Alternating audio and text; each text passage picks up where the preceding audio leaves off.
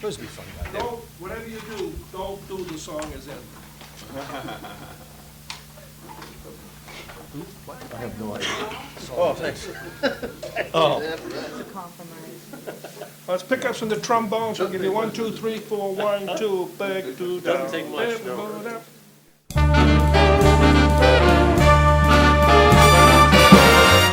Just you, just me.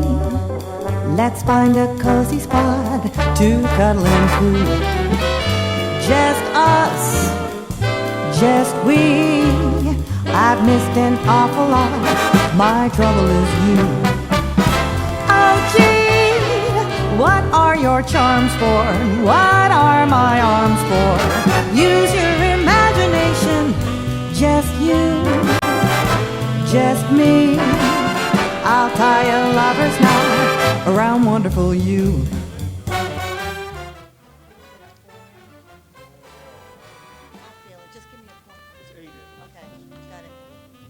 We're pretty stimulated, don't you think? You feel stimulated? I feel very stimulus, very stimulated.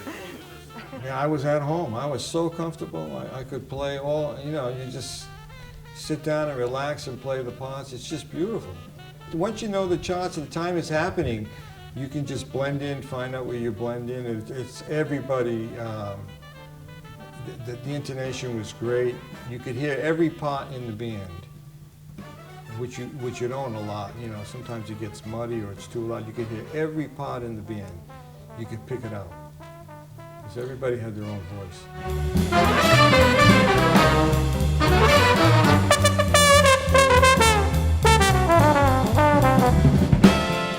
Every chair in there is being played by some of the greatest guys in town, you know, and maybe even some of the greatest guys in the country. The collective results that we're going to get, that we've gotten, we're almost there. I think everybody, because when we come here and listen to the playbacks, it was yeah, you know, that's a thrill. There should be a crescendo. Oh, forget it. Sure. I don't want to go. I'm going to stay here. Wait for the next downbeat.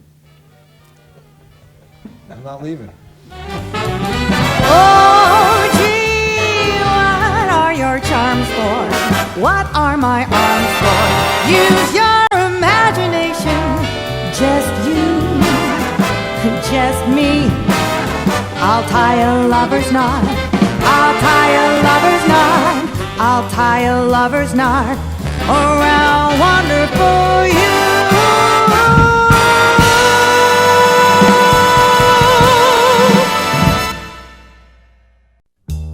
We talked about it, and I was thinking about it. We had done Tender Trap, and I was very encouraged by that. And I thought that somewhere down the road that it might be a nice idea to maybe you know, blow the dust off the big band and do a record with the big band. As it turned out, we did Soon prior to that, but after we did Soon, I think we kind of agreed that, you know, guys aren't getting any younger, and she was game. I thought she'd sound great with the band. It was, you know, and of course that's the #1 consideration is, you know, how do you think she'd sound with the band? And I thought she'd sound terrific. And then it's a matter of, you know, financing it and trying not to cut corners quality-wise, because you want the writing to be top shelf, which I think it is.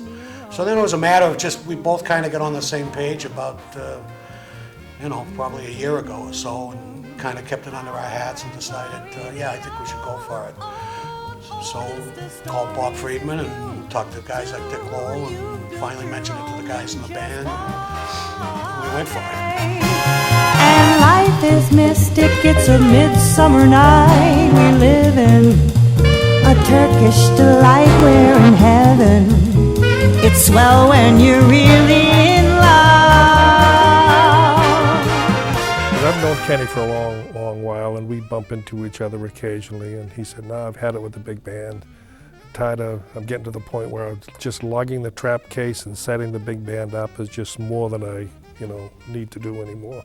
So yeah, I was quite surprised that he was, you know, taking the band back out. I had always had the opinion that no matter how well anybody plays or sings, you can dazzle me all day long with all kinds of technique. But if I can't get by the sound, then it doesn't mean anything to me. And I think more than anything else, Kenny was very enamored with Amanda's instrument, her voice, her sound. And I think he could, I think Kenny's probably a bit of a visionary in that he can probably see what's going to happen before it actually happens. You have 16 people with a conductor in the middle. They're all in a big square, and there's a ton of microphones, and there's cables everywhere, and there's charts strewn all about, and you've got like the conductor there with his scores, written out, and it had all the element of the throwback days of being at Capitol. And even though I'm a female vocalist, I felt very much like pretending to be Sinatra just for a brief moment in time where this is what he got.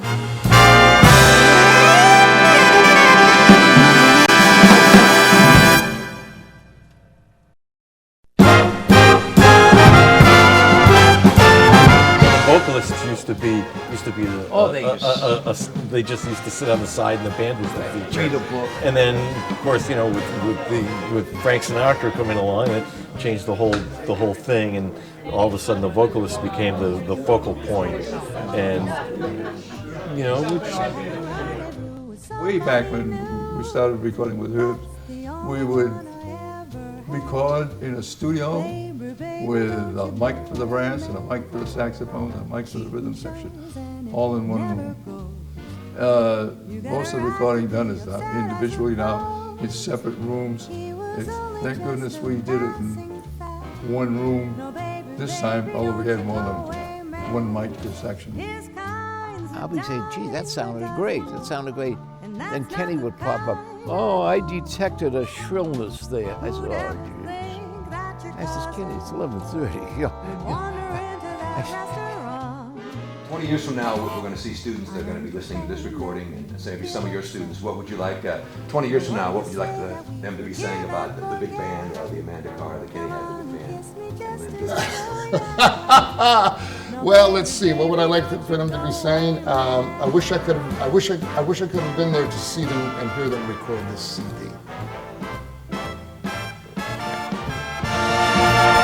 That's the only one I ever had.